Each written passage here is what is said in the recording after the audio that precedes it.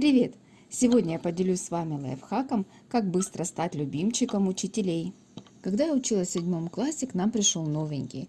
С первого же урока он показал свой характер и буйный нрав. Он умудрился опоздать в первый же день. «Есть, мэм!» – заорал он на всю глотку, когда училка разрешила зайти в класс.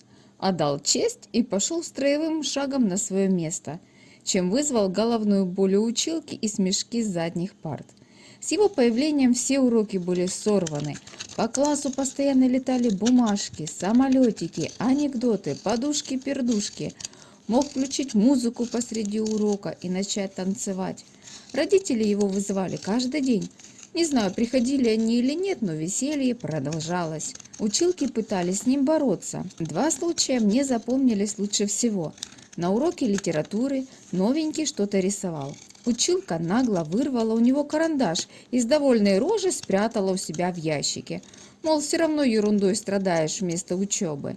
Герой даже не думал испугаться и спокойно подошел к ее столу. «Баш на баш», — сказал он, и забрал ее ручку. Эта курица начала бегать за ним по всему классу, чтобы забрать ручку. Но пацан был еще той обезьяной. Бегал по партам, перепрыгивал через стулья. У училки не было шансов. В итоге она психанула и кинула в новенького карандашом. Тот его поймал, а потом спокойно подошел к столу училки. Баш на баш, вернул ей ручку и без страха смотрел в ее красное лицо. Может показаться, что я негативно отношусь к училке литературы, и это правда. Как по мне, она вела себя крайне непрофессионально во всей этой ситуации. Потом училка истории выдавила массы хулигана из класса, чтобы не мешал учиться другим. Так он каким-то образом проник в соседний кабинет, нарисовал карикатуры, приклеил рисунок к швабре и через соседнее окно показывал нам. И старичка орала так, что вся школа слышала. Больше она его не выгоняла из кабинета, наверное, решила, что лучше пусть хулиганит у нее под присмотром, чем выпадает из окна. Я не буду корчить из себя умную и рассказывать, как хулиган мешал мне получать знания, ради которых я ходила в школу. Нет, я была ребенком, и мне было весело. Его шутки для меня самое запоминающееся событие за весь 7 класс. Даже жополизки, которые показательно становились на сторону училок и делали хулигану замечания, хихикали с него в сторонку. А где-то через пару месяцев с начала учебы новенький официально перед всем классом и классным руководителем заявил, что больше не будет дурью маяться и начнет учиться. Неизвестно, чем связано такое внезапное решение. Сам же новенький в объяснение не вдавался, только отмахивался, мол, взрослеть пора.